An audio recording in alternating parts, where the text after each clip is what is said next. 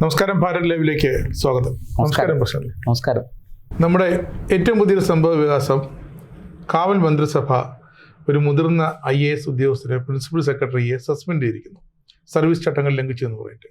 അതിനുള്ള അധികാരം ആ കാവൽ മന്ത്രിസഭയ്ക്ക് ഉണ്ടോ എന്നതാണ് ആദ്യത്തെ ചോദ്യം. അദ്ദേഹം തിരികെ സർവീസിലേക്ക് വരുമോ ഇല്ലയോ എന്നുള്ളതിൽ അദ്ദേഹത്തിന് വലിയ പുത്തിരിയൊന്നുമില്ല നടപടി, അല്ലേ ബി അശോകിന്? അതെ. പക്ഷേ ചെയ്ത നടപടി ഈ അടുത്ത ആഴ്ച ഒരു 2-3 ദിവസത്തിനകം കേരളം ഒരു ഫലപ്രഖ്യാപനത്തിലേക്ക് പോവുകയാണ്. കാവൽ മന്ത്രിസഭയാണ്. സെക്രട്ടേറിയറ്റിൽ മന്ത്രിമാരുടെ ഓഫീസറെല്ലാം ഒഴിഞ്ഞു കിടക്കുകയാണ്. അപ്പോൾ അങ്ങനെ ഒരു അവസ്ഥയിൽ ഈ പെട്ടെന്നുള്ളൊരു തിടുക്കപ്പെട്ടൊരു നടപടി എടുത്തത് ചെയ്യാൻ മറന്നുപോയതാണോ അതോ അല്ല, ഇതൊരു പ്രതികാര നടപടിയാണ്. അല്ല, നേരത്തെ കരുതി വെച്ചിരുന്നത് പെൻഡിങ്ങിലാക്കിയിരുന്നത് അതിന്റെ ഒരു ചരിത്രം ഞാൻ പറയാം. അതായത് ഈ ബി അശോക് എന്ന് പറയുന്ന മുതിർന്ന IAS ഉദ്യോഗസ്ഥൻ ഈ സർക്കാരിൻ്റെ കണ്ണിലെ കരടായിട്ട് നാളേറെയായി. അദ്ദേഹത്തെ സ്ഥാനത്തും അസ്ഥാനത്തുമെല്ലാം അദ്ദേഹത്തെ ഉപദ്രവിച്ചുകൊണ്ടിരിക്കുകയാണ്. അപ്പം നമുക്കറിയാം, അദ്ദേഹം കൃഷി വകുപ്പിലിരുന്ന സ്ഥാനത്തുനിന്ന് അദ്ദേഹത്തെ മാറ്റി തീരെ അപ്രധാനമായ, അല്ലെങ്കിൽ ഈ പറഞ്ഞതുപോലെ ആർക്കും വേണ്ടാതെ വലിയ ശ്രദ്ധയൊന്നുമില്ലാത്ത, വലിയ ജോലിയൊന്നുമില്ലാത്ത ഒരു വകുപ്പിലേക്ക് കൊണ്ടിടുക. പ്രിൻസിപ്പൽ സെക്രട്ടറി ആയിരിക്കുന്ന ആളാണ് അദ്ദേഹം. ഇരുന്ന സ്ഥലത്തൊക്കെ അദ്ദേഹം നല്ല മികച്ച പ്രവർത്തനം നടത്തി നല്ല പേരെടുത്തയാളാണ്. ഇലക്ട്രിസിറ്റി ബോർഡിനെ രക്ഷിക്കാൻ ഒരുപാട് ഉപായങ്ങൾ കൊണ്ടുവന്നയാളാണ്. പക്ഷെ അതെല്ലാം അട്ടിമറിച്ചു. പ്രത്യേകിച്ച് ഇടത് യൂണിയനുകൾ അട്ടിമറിച്ചു. പിന്നെ വലത് യൂണിയനും അതിൽ പങ്കുണ്ട്, ഇല്ലെന്ന് ഞാൻ പറയുന്നില്ല. ഇരിക്കട്ടെ, അതൊക്കെ പഴയ ചരിത്രമാണ്. എങ്കിലും ഞാൻ പറഞ്ഞ കഴിഞ്ഞ കുറേ കാലങ്ങളായിട്ട് ഈ സർക്കാർ അദ്ദേഹത്തെ കൃത്യമായിട്ട് പിന്തുടർന്ന് വേട്ടയാടുന്നുണ്ട്. അപ്പോൾ അദ്ദേഹത്തിന് ഇങ്ങനെ വകുപ്പൊക്കെ മാറ്റിയപ്പോൾ ഇതിനകത്തെല്ലാം ഒരു പ്രശ്നമുള്ളത് എന്താണെന്ന് വെച്ചാൽ, ഈ IAS ഉദ്യോഗസ്ഥരുടെ കാര്യത്തിൽ ഒരു സംസ്ഥാന സർക്കാരിനും കയറി നേരിട്ടങ്ങ് ഇടപെടാൻ പറ്റില്ല. ഒന്ന്, ഇതിൻ്റെ വകുപ്പും ചട്ടങ്ങളും ഒക്കെ പാലിക്കണം. 2, കേന്ദ്ര സർക്കാരിൻ്റെ അനുമതി വേണം പല കാര്യങ്ങളും ചെയ്യാൻ. ഞാൻ അതിൻ്റെ സാങ്കേതികത്വത്തിലേക്കൊന്നും പോകുന്നില്ല, കാരണം സാങ്കേതികത്വം പറഞ്ഞാൽ ആൾക്കാർക്ക് ബോറടിക്കും. പക്ഷേ കേന്ദ്ര സർക്കാരിൻ്റെ അനുമതി കൂടാതെ ഒരു IAS ഉദ്യോഗസ്ഥനെയും ഈ പറയുന്നത് പോലെ നടപടിയെടുക്കാനോ അല്ലെങ്കിൽ സസ്പെൻഡ് ചെയ്യാനോ ഒന്നും സംസ്ഥാന സർക്കാരിന് കഴിയില്ല. ഇനി ഒരു IAS ഉദ്യോഗസ്ഥനെതിരെ ഒരു പരാതി കിട്ടി, ആ പരാതിയിന്മേൽ അന്വേഷണം നടത്തണമെങ്കിൽ പോലും കേന്ദ്ര മാനദണ്ഡങ്ങൾ അനുസരിച്ച് അത് ചെയ്യാൻ പറ്റുള്ളൂ. അതിന് കൃത്യമായിട്ട് ആ IAS ഉദ്യോഗസ്ഥൻ ഏത് റാങ്കിലാണോ ഇരിക്കുന്നത്, അദ്ദേഹത്തിന് എത്ര വർഷത്തെ അനുഭവ സമ്പത്തുണ്ടോ അതിനുമൊക്കെ മുകളിൽ റാങ്കിലുള്ള, അതിന് മുകളിൽ സർവീസുള്ള ആൾക്കാർ വേണം അദ്ദേഹത്തിൻ്റെ കാര്യം അന്വേഷിക്കാൻ. അതും സിവിൽ സർവീസിലുള്ളവർ തന്നെ വേണം. അല്ലാതെ അത് സംസ്ഥാന സർക്കാരിൻ്റെ ഏതെങ്കിലും ഒരു കീഴിലുള്ള ഒരു ഉദ്യോഗസ്ഥൻ അന്വേഷിച്ചാൽ പറ്റില്ല. അപ്പോൾ അങ്ങനെയൊക്കെയുള്ള, നമുക്കറിയാമല്ലോ, പോലീസിൽ തന്നെ ഇപ്പോൾ സർക്കിൾ ഇൻസ്പെക്ടർക്കെതിരായ ഒരു കേസ് ഒരു സബ് ഇൻസ്പെക്ടർക്ക് അന്വേഷിക്കാൻ പറ്റുമോ? പറ്റില്ല. അതുപോലെയാണ് ഇവിടെയും. അപ്പോൾ ഇത് കേരള സർവീസ് ചട്ടങ്ങൾ മാത്രമല്ല, കേരള സർവീസ് ചട്ടങ്ങളും ഇദ്ദേഹത്തിന് ബാധകമാണ് ചില കാര്യങ്ങളിൽ. പക്ഷെ അതിനുമൊക്കെ അപ്പുറത്ത് ഈ IASകാർ IPSകാരൊക്കെ കേന്ദ്രത്തിൻ്റെ കീഴിലാണ് വരുന്നത്. നമ്മൾ പറയും നമ്മൾ വലിയ ഫെഡറൽ സംവിധാനമാണ്. ഒന്നുമല്ല, കേന്ദ്രം ഒന്ന് പിടിമുറുക്കിയാൽ തീരുന്ന ഫെഡറലിസം ഒക്കെ ഇവിടെ ഉള്ളൂ. ഈ വലിയ നമ്മുടെ പണ്ട് CAA വിരുദ്ധ സമരം നടന്നപ്പോൾ നമ്മുടെ മുഖ്യമന്ത്രി പിണറായി വിജയൻ പറഞ്ഞത് എന്താണ്? ആ നിയമമായിട്ട് ഇങ്ങോട്ടാരും വരണ്ട. എന്തൊക്കെയായിരുന്നു ബഹളം, ഡിറ്റൻഷൻ സെൻറ്റർ തുടങ്ങാൻ, ഇവിടെ അതിൻ്റെ തിട്ടൂരവുമായിട്ട് ആരും ഇങ്ങോട്ട് വരണ്ട എന്നൊക്കെയാണ്. എന്നിട്ട് എന്താ സംഭവിച്ചത്? ഇവിടെ ഡിറ്റൻഷൻ സെൻറ്റർ തുടങ്ങി, അത് നിർമ്മിച്ചു, അല്ലേ? അപ്പോൾ ഇതൊക്കെ ആരെ പറ്റിക്കാൻ, ആരുടെ കണ്ണിൽ പൊടിയിടാനാണ് സർക്കാർ ഇതൊക്കെ പറയുന്നത്? ഈ ഉത്സാഹം ജനസേവനത്തിൽ കാണിച്ചിരുന്നെങ്കിൽ ഇന്ന് ഇത്രയും വലിയ തിരിച്ചടി കിട്ടുമോ? ഇത് ചോദ്യമല്ലേ അത്. ഇനി ബി അശോകിൻ്റെ കാര്യം. ബി അശോക് വളരെ എഫിഷ്യൻ്റായ ഒരു ഉദ്യോഗസ്ഥനാണ്. അദ്ദേഹം ഈ അടുത്ത കാലത്ത് ചില സോഷ്യൽ മീഡിയയിലടക്കം അദ്ദേഹം സോഷ്യൽ മീഡിയയിലൊക്കെ വളരെ സജീവമാണ്, വളരെ കാര്യമാത്രം. അതായത് ഒന്നാമത്തെ കാര്യം, നിയമം നന്നായി പഠിച്ചിട്ടുണ്ട്, വകുപ്പുകളും ചട്ടങ്ങളും നന്നായി മനസ്സിലാക്കിയിട്ടുണ്ട്, കേന്ദ്ര സർവീസിൽ ജോലി ചെയ്ത് നല്ല പരിചയമുണ്ട്, എന്ത് ചെയ്യണം, എന്ത് ചെയ്യരുത്, എപ്പോൾ ചെയ്യണം, തുടങ്ങിയ കാര്യങ്ങളെക്കുറിച്ച് നല്ല വകതിരിവും ബോധവുമുള്ള ഒരു മനുഷ്യനാണ്, ഒരു ഓഫീസറാണ്, ഒരു മുതിർന്ന IAS ഉദ്യോഗസ്ഥനാണ് ശ്രീ ബി അശോക്. ഞാൻ അദ്ദേഹത്തിൻ്റെ ചില പ്രഭാഷണങ്ങളൊക്കെ കേട്ടിട്ടുണ്ട്. വളരെ നല്ല സരസമായി, ലളിതമായി, എന്നാൽ കാര്യമാത്ര പ്രസക്തമായി സംസാരിക്കും. വിഷയം വളരെ ഗൗരവത്തിൽ കൈകാര്യം ചെയ്യുന്ന ഒരാളാണ് അദ്ദേഹം.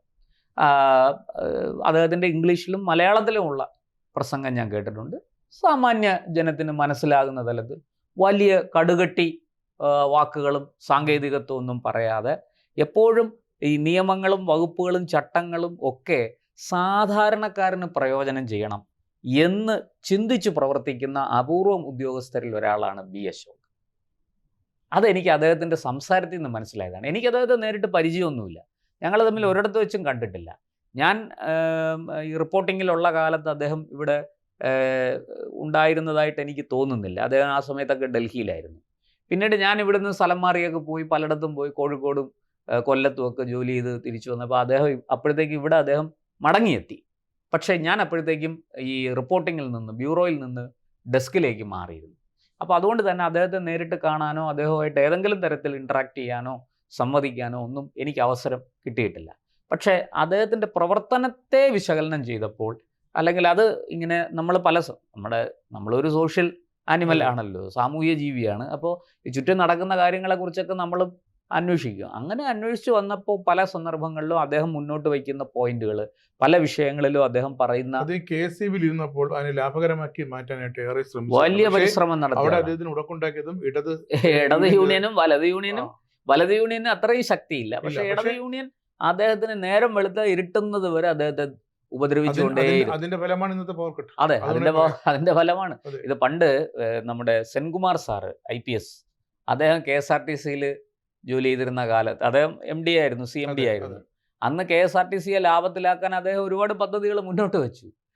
അന്ന് അതിന് തുരങ്കം വെച്ചത് VS സർക്കാരിൻ്റെ കാലത്താണ്. അത് അവിടുത്തെ ഇടത് യൂണിയനുകളാണ്. ആ ഇടത് യൂണിയനുകൾ ഉണ്ടാക്കിയ ശല്യം ചില്ലറയല്ല. ഒരു ചെറിയ ഒരു സംഭവം പറയാം. ഒരാൾ ഒരു പണം അടയ്ക്കാൻ വേണ്ടിയിട്ട്, അതായത് നമുക്കെല്ലാം ഈ അക്രഡിറ്റേഷൻ ഉണ്ട്, അറിയാമല്ലോ. അപ്പോൾ ബസ് പാസ് കിട്ടും. അപ്പോൾ ബസ് പാസിന് നമ്മൾ അവിടെ ചെന്ന് എല്ലാം എഴുതി കൊടുത്ത് എല്ലാം ചെയ്യുമ്പോൾ അവർ താഴെ പോയിട്ട്, ഇത് ബസ് പാസ് 6ാമത്തെ നിലയിൽ എങ്ങാണ്ടാണ്, ക്യാഷ് ഇരിക്കുന്നത് ഏറ്റവും താഴത്തെ നിലയിൽ. അപ്പോൾ അവിടെ വന്ന് നമ്മളൊരു 10 രൂപ എന്തോ അടയ്ക്കണം. അപ്പോൾ ഈ ഫോട്ടോ എല്ലാം കൊടുത്ത് അവിടെ നിന്ന് അവരൊരു കുറിപ്പ് എഴുതി തരും. നോക്കൂ, ഇതെല്ലാം എത്ര സങ്കീർണമാണെന്ന് നോക്കണം. ഇതെല്ലാം കമ്പ്യൂട്ടറൈസ്ഡ് ആണ്, എല്ലാം ആണ്. വളരെ പെട്ടെന്ന് അവർക്ക് തന്നെ ആ കമ്പ്യൂട്ടറൈസ്ഡ് ഇതുവഴി ഈ പണം അടപ്പിക്കാം, ഇവർക്ക് തന്നെ അത് വാങ്ങാം, എന്നിട്ടത് ക്യാഷിലേക്ക് ട്രാൻസ്ഫർ ചെയ്താൽ മതി. പക്ഷേ അന്ന് ഒരാളിൻ്റെ അനുഭവമാണ്, ഒരു പത്രപ്രവർത്തകൻ, എൻ്റെ അല്ല, ഒരു പത്രപ്രവർത്തകൻ്റെ അനുഭവമാണ്. അദ്ദേഹം അതായത് എല്ലാ പത്രക്കാരും ചെയ്യുന്ന എന്താണെന്ന് വെച്ചാൽ, കാസർഗോഡ് തൊട്ട് കൊല്ലം വരെയുള്ളവർ നേരെ അത് തിരുവനന്തപുരം ഓഫീസിലേക്ക് അയച്ചു കൊടുക്കും. എന്നിട്ട് ഇതൊന്ന് ബസ് പാസ് പുതുക്കിത്താ എന്ന് പറയുമ്പോൾ ഇവിടെയുള്ളവരാണ് അത് കൊണ്ടുവന്ന് പുതുക്കുന്നത്. അപ്പം അങ്ങനെ ഇദ്ദേഹത്തിൻ്റെ ഒരു സഹപ്രവർത്തകൻ ആലപ്പുഴയിലോ എറണാകുളത്തോ കൊണ്ടുള്ള ആൾ ഇത് അയച്ചു കൊടുത്ത് അദ്ദേഹം ഇവിടെ എത്തിയപ്പോൾ 2:45 കഴിഞ്ഞു. ഇദ്ദേഹം അതുമായിട്ട് ആ ക്ലർക്കിൻ്റെ അടുത്ത് ചെന്ന് അവിടെ അവരെ എഴുതിയൊക്കെ വന്നപ്പോൾ സംഭവം 3 മണിയായി. അപ്പോൾ അവിടെ 3 മണി വരെ ക്യാഷ് എടുക്കുകയുള്ളൂ. ഇദ്ദേഹം 3 മണി 1 മിനിറ്റ് ആയപ്പോൾ താഴെ വന്നപ്പോൾ അവർ ക്യാഷ്യർ അവിടെ ഉണ്ട്, ആളൊക്കെ ഉണ്ട്, അവരത് എടുക്കില്ല, സമയം കഴിഞ്ഞു പോയി, നാളെ വന്നാൽ മതി. അദ്ദേഹം പറഞ്ഞു, ഇത് ഇങ്ങനെ അയച്ചു കൊടുക്കാനാണ്, ബുദ്ധിമുട്ടില്ലെങ്കിൽ ഇനി ഞാൻ നാളെ വീണ്ടും വരാൻ എനിക്ക് ചെറിയ പ്രയാസമുണ്ട്. അദ്ദേഹം എന്തോ പിറ്റേ ദിവസം ലീവോ എന്തോ ആയിരുന്നു. അപ്പോൾ അദ്ദേഹം വളരെ താഴ്ന്ന് റിക്വസ്റ്റ് ചെയ്തിട്ട് ഈ ആൾ ഒരു വിധത്തിൽ ഇത് എടുക്കില്ല. അദ്ദേഹം എന്ത് ചെയ്തു, നേരെ പോയിട്ട്, ഇദ്ദേഹത്തിന് വ്യക്തിപരമായിട്ട് സെൻകുമാറിനെ പരിചയം ഉണ്ടായിരുന്നു. അദ്ദേഹം ചെന്ന് സെൻകുമാർ സാറിൻ്റെ അടുത്ത് ഈ കാര്യം പറഞ്ഞു. അദ്ദേഹം പറഞ്ഞു, എന്താ 1 മിനിറ്റ് അല്ലേ ആയുള്ളൂ. അപ്പം തന്നെ അയാൾ വിളിച്ചിട്ട് അദ്ദേഹം ഈ താഴെയുള്ള ക്യാഷ്യറെ വിളിച്ചിട്ട് പറഞ്ഞ് ആ ക്യാഷ് എടുക്കാൻ പറഞ്ഞു. അങ്ങനെ ഇയാൾ വന്ന് ഒന്നും വേണ്ടിയില്ല, ക്യാഷ് കൊടുത്തു. പക്ഷേ ഈ ക്യാഷ്യർ ഉണ്ടല്ലോ, അതിൻ്റെ വൈരാഗ്യം തീർത്തത് മുഴുവനും ഈ സെൻകുമാറിനോടാണ്. വെറുമൊരു ക്യാഷ്യറാണ്. വെറുമൊരു ക്യാഷ്യറാണ്. അയാളുടെ യൂണിയൻ വഴി ചെയ്യാവുന്ന ഉപദ്രവം മുഴുക്കെ സാറിന് ചെയ്തിട്ടുണ്ട്. ഇതൊക്കെ നമുക്ക് അറിയുന്ന സംഗതികളാണ്. അതുപോലെയാണ് ഈ ബി അശോകിന് KSEBിയിൽ ഇരിക്കുമ്പോൾ നേരിടേണ്ടി വന്നത്. ഞാൻ അതിൻ്റെ ചരിത്രത്തിലേക്ക് പോകുന്നില്ല, ഞാൻ പറഞ്ഞല്ലോ, അതൊന്നും പറഞ്ഞിട്ട് കാര്യമില്ല. ഇവിടെ ഇപ്പോൾ മാധ്യമങ്ങളിൽ സ്ഥാനത്തും അസ്ഥാനത്തും ബി അശോക് സർക്കാരിനെ കുറ്റപ്പെടുത്തിക്കൊണ്ട്, സർക്കാരിനെ ആക്ഷേപിച്ചുകൊണ്ട്, സർക്കാരിൻ്റെ തെറ്റുകൾ ചൂണ്ടിക്കാട്ടിക്കൊണ്ട് പിന്നെ സംസാരിച്ചു. സർക്കാരിൻ്റെ ആ അഭിമാനത്തെ ഇകഴ്ത്തുന്ന, അല്ലെങ്കിൽ സർക്കാരിൻ്റെ സൽപ്പേരിന് കളങ്കം വരുത്തുന്ന നടപടികൾ. എന്ത് സൽപ്പേരാണ് ഈ സർക്കാരിനുള്ളത്? അങ്ങനെ ചെയ്തു. രണ്ടുപേരുടെ സ്വകാര്യ പരാതിയുണ്ട് കേട്ടോ. ആ പരാതി പരിഗണിച്ചിട്ട് അതിന്മേലൊരു അന്വേഷണം നടത്തിയിട്ടില്ല. ഒരു ഷോക്കോസ് നോട്ടീസ് പോലും കൊടുത്തില്ല. അദ്ദേഹത്തെ സസ്പെൻഡ് ചെയ്തു. ആ സസ്പെൻഷൻ ഉത്തരവിൽ എന്തിനാണ് സസ്പെൻഡ് ചെയ്തതെന്നും അതിൻ്റെ വകുപ്പും ചട്ടങ്ങളും ഒക്കെ എന്താണ്, നിങ്ങളെ ഇന്ന വകുപ്പ് പ്രകാരം നിങ്ങളിൽ ഇന്ന കുറ്റം ആരോപിക്കപ്പെട്ടിരിക്കുന്നതിനാൽ, അത് പ്രഥമ ദൃഷ്ടിയ അതിന് തെളിവുള്ളതിനാൽ നിങ്ങളെ സസ്പെൻഡ് ചെയ്യുന്നു എന്നൊക്കെയല്ലേ പറയേണ്ടത്. അങ്ങനെ ഒന്നുമില്ല. നിങ്ങളെ സസ്പെൻഡ് ചെയ്തിരിക്കുന്നു എന്ന് വെച്ചാൽ നമ്മുടെ സഖാവ് പിണറായി വിജയൻ്റെ വീട്ടിലെ ഒരു ജോലിക്കാരൻ, ക്ലിഫ് ഹൗസിലെ ജോലിക്കാരൻ പോലും സർക്കാരിൻ്റെയാണ്. അദ്ദേഹത്തിൻ്റെ വീട്ടിലെ ഒരു ജോലിക്കാരനോട് നീ നാളെ തൊട്ട് നീ വരണ്ട, പൊക്കോ എന്ന് പറയുന്നത് പോലെയാണ് ഒരു മുതിർന്ന IAS ഉദ്യോഗസ്ഥനോട് ഇത് ചെയ്തിരിക്കുന്നത്. എത്ര ഈ പിടിപ്പുകെട്ട ഒരു സംവിധാനമാണ് എന്നൊന്ന് ആലോചിച്ച് നോക്കൂ. അദ്ദേഹത്തിനോട് ഇതേക്കുറിച്ച് മാധ്യമപ്രവർത്തകരൊക്കെ ചോദിച്ചു. അപ്പോൾ ബി അശോകിൻ്റെ മറുപടി, ഇത് കൃത്യമായി നിയമം പാലിച്ചുകൊണ്ടല്ല, നടപടിക്രമങ്ങൾ പാലിച്ചുകൊണ്ടല്ല ഇത് ചെയ്തിരിക്കുന്നത്. അതുകൊണ്ട് തന്നെ ഞാൻ നിയമപരമായിട്ട് ഇതിനെ നേരിടും. പിന്നെ ഒരു കാവൽ മന്ത്രിസഭയ്ക്ക് ഒരു IAS ഉദ്യോഗസ്ഥനെ സസ്പെൻഡ് ചെയ്യാനുള്ള അധികാരമില്ല. ഇത് ഏത് പൂച്ചക്കുഞ്ഞിന് വരെ അറിയുന്ന കാര്യമാണ്. പിന്നെ 2, ഈ IAS ഉദ്യോഗസ്ഥനെതിരെ നടപടി എടുക്കണമെങ്കിൽ കേന്ദ്രത്തിൻ്റെ കൂടി അനുമതി ആവശ്യമുണ്ട്. കേന്ദ്രത്തിൻ്റെ അനുമതി ഇല്ലാതെ IASകാർക്കോ IPSകാർക്കോ എതിരെ അങ്ങനെയൊന്നും നടപടിയെടുക്കാൻ പറ്റില്ല. അപ്പോൾ അതിനുള്ള വകുപ്പും ചട്ടവും ഇല്ല. അപ്പോൾ ഇത് വളരെ കൃത്യമായിട്ട് അദ്ദേഹത്തെ ഉപദ്രവിക്കാൻ വേണ്ടി ചെയ്തതാണ്. പക്ഷെ അതിൽ വലിയ കാര്യമൊന്നുമില്ല, അത് നിലനിൽക്കാൻ പോകുന്നില്ല. അദ്ദേഹം ഇപ്പോൾ സെൻട്രൽ അഡ്മിനിസ്ട്രേറ്റീവ് ട്രൈബ്യൂണലിലോ മറ്റോ പോയി. അദ്ദേഹത്തിന് ഈ സസ്പെൻഷൻ ഇനിയിപ്പോൾ എന്തായാലും 4 ദിവസം കൂടി ഉള്ളൂ. റാൻമൂളികളായ IAS ഉദ്യോഗസ്ഥർക്ക് മാത്രമേ, അല്ല, റാൻമൂളികളായ IAS ഉദ്യോഗസ്ഥർക്ക് മാത്രമേ. എനിക്ക് വ്യക്തിപരമായിട്ട് എനിക്ക് പറയാനുള്ളൊരു കാര്യം, ബി അശോക് സർക്കാരിൻ്റെ ചില വീഴ്ചകളും കാര്യങ്ങളും നടപടിക്രമങ്ങളിലെ പ്രശ്നങ്ങളും ഒക്കെ ചൂണ്ടിക്കാണിച്ചിട്ടുണ്ട്. ഇപ്പം അദ്ദേഹം ഓൺലൈൻ മാധ്യമത്തിൽ വന്ന ചർച്ചയിൽ KSEBയുടെ കാര്യം അദ്ദേഹം പറയുന്നുണ്ട്. പക്ഷെ അവിടെയൊന്നും വ്യക്തിപരമായിട്ട് ആരെ ആക്രമിക്കുകയോ ആരെങ്കിലും കുറ്റപ്പെടുത്തുകയോ സിസ്റ്റത്തിൻ്റെ മൊത്തം ഇതിനെ ആക്ഷേപിക്കുകയോ ഒന്നും ചെയ്തിട്ടില്ല. മുഖ്യമന്ത്രി പിണറായി വിജയനെ കുറിച്ചും അദ്ദേഹം ഒരക്ഷരം ആക്ഷേപിച്ച് പറഞ്ഞിട്ടില്ല. പിന്നെ എന്തിനാണ് അദ്ദേഹത്തെ സസ്പെൻഡ് ചെയ്തതെന്ന് എനിക്ക് മനസ്സിലാകുന്നില്ല. പക്ഷെ അങ്ങനെ സസ്പെൻഡ് ചെയ്ത് കഴിഞ്ഞപ്പോൾ ഇന്നലെ ഒരു ചർച്ചയിൽ അദ്ദേഹം പങ്കെടുക്കുന്നത് ഞാൻ കണ്ടു. അതിൽ അദ്ദേഹം അതിരൂക്ഷമായിട്ട് വിമർശിച്ചിട്ടുണ്ട്.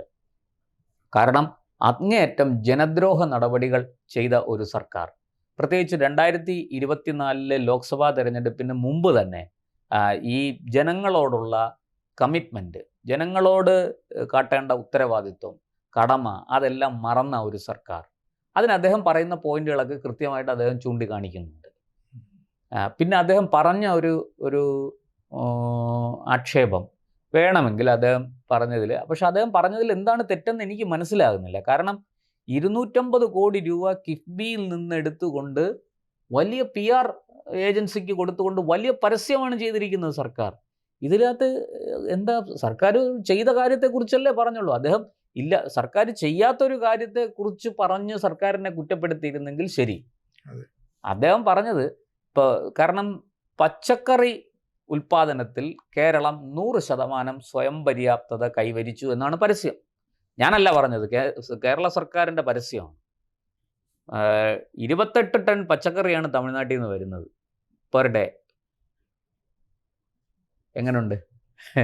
100% പച്ചക്കറി ഉൽപ്പാദനത്തിൽ സ്വയം പര്യാപ്തത കൈവരിച്ച സർക്കാർ. ആ സർക്കാർ പിന്നെ കേരളത്തിലേക്ക് വരുന്ന, തമിഴ്നാട്ടിൽ നിന്ന് വരുന്ന 28 ടൺ പച്ചക്കറി കാണുന്നില്ല, അറിയുന്നില്ല എന്നാണോ? അപ്പോൾ ഇതൊക്കെ വെറും പരസ്യത്തിൻ്റെ ഗിമ്മിക്കാണ്.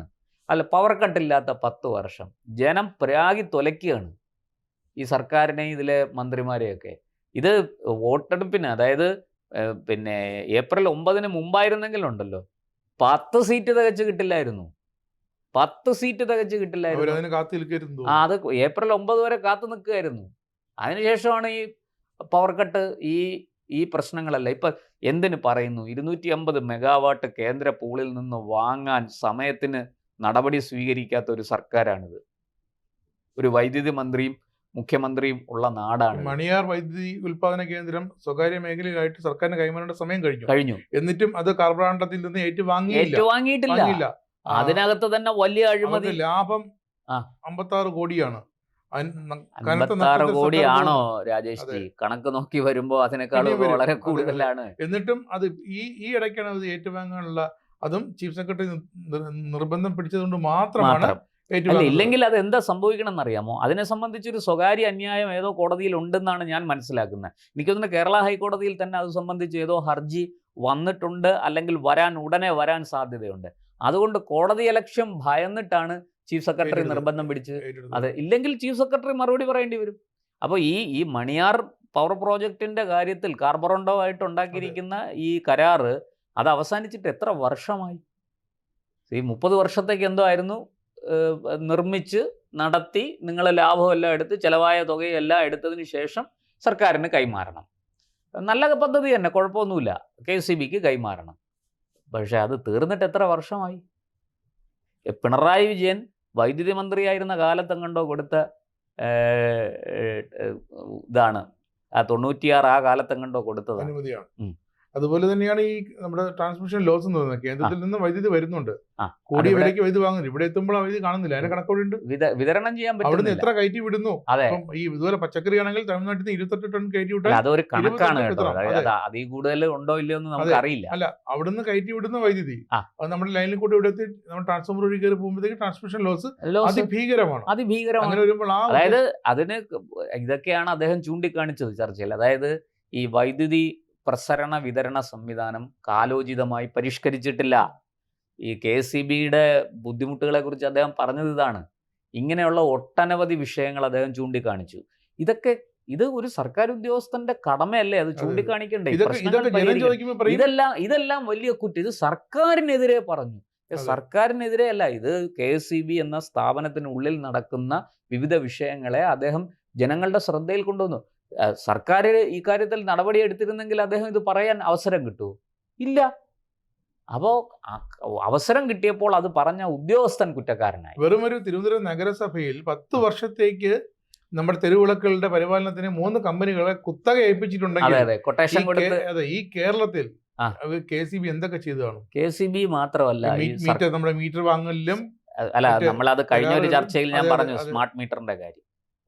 ഞാൻ ആ വിഷയത്തിലേക്ക് അധികം പോകുന്നില്ല, നമ്മുടെ വിഷയത്തിൽ നിന്ന് ഓരോരോ കരാറുകൾ. അതെ, എല്ലാ കരാറുകൾക്കകത്തും ഈ കുഴപ്പങ്ങളുണ്ട്, അഴിമതിയുണ്ട്, സ്വജനപക്ഷപാതമുണ്ട്, തട്ടിപ്പുണ്ട്, വെട്ടിപ്പുണ്ട്, ഒരു സംശയമില്ല. അതുകൊണ്ട് തന്നെയാണ് ബി അശോകനെ KCBയുടെ അവിടുന്ന് മാറ്റിയത്.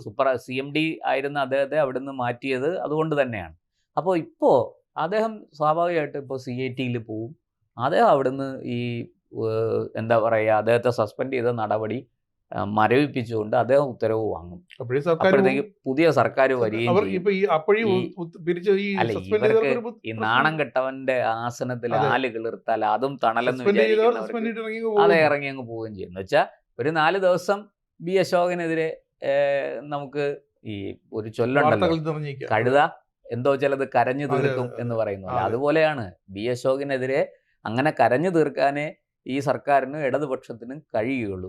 ഏറ്റവും വലിയ വൈരുദ്ധ്യം എന്താണെന്ന് വെച്ചാൽ SFIയിലൂടെ വിദ്യാർത്ഥി രാഷ്ട്രീയത്തിലൂടെ കടന്നു വന്ന് പിന്നീട് IAS ഒക്കെ എഴുതി വന്ന ഒരു സമർത്ഥനായ ഉദ്യോഗസ്ഥനാണ് ബി അശോക് എന്നുള്ളത് ഒരു പക്ഷേ കാലത്തിൻ്റെ ഒരു വൈരുദ്ധ്യമാണ് എന്ന് എനിക്ക് തോന്നുന്നു. എന്തായാലും ഒരു മുതിർന്ന IAS ഉദ്യോഗസ്ഥനെ ദ്രോഹിക്കാനുള്ള നീക്കം സംസ്ഥാന സർക്കാർ നടത്തിയിരിക്കുന്നു എന്നുള്ളതാണ്. ഇതൊന്നും ഈ നാട്ടിൽ സാധാരണക്കാർ ജനങ്ങൾ ഇതെല്ലാം കണ്ടുകൊണ്ടിരിക്കുകയാണ്. ഇതൊന്നും വിലപ്പോകില്ല. അത് മെയ് 4-ാം തീയതി വോട്ടെണ്ണുമ്പോൾ സർക്കാരിന് അല്ലെങ്കിൽ കമ്മ്യൂണിസ്റ്റ് പാർട്ടി ഓഫ് ഇന്ത്യ മാർക്സിസ്റ്റിന് മനസ്സിലാകും.